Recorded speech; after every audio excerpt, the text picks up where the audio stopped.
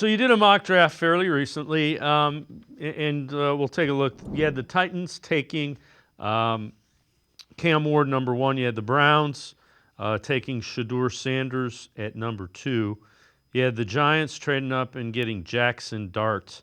And then you also had the Browns taking Emeka Obuka, the wide receiver from Ohio State, at 33. So take us through kind of those, especially Shador Sanders and Emeka Obuka. Like I said before with Shedeur Sanders, I believe, he's much closer to Cam Ward than we kind of thought.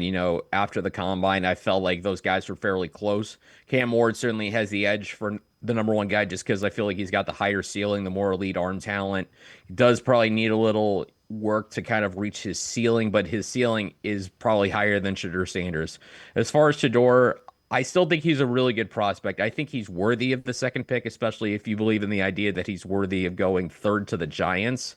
He's not flashy. I don't think there's anything about Shitter's play style that's flashy. He doesn't have the super strong arm. He's not super mobile, but he's just productive and he's accurate at an extremely high level. And there's a clutch factor I think that we all kind of have to remember with Shador. So for me, I think that's got to be the call at number two. If you believe there's any chance he's going to be good, and if you think if you have any concerns that you could pass on him, he goes to the Giants and then he plays great. If that pops in your head at all and you have any concern about that, take him at two and then see if you could strike gold on that quarterback because you're not going to catch the Ravens and the Bengals in the division unless you have that guy.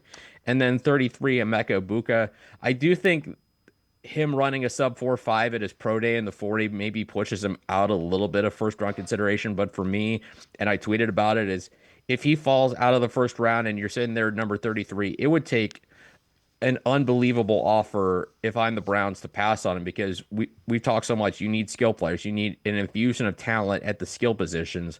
And a receiving core of Jerry Judy, Mecca Buka, and Cedric Tillman, they all complement each other very well. And I think that's a group that can help really grow with a young quarterback.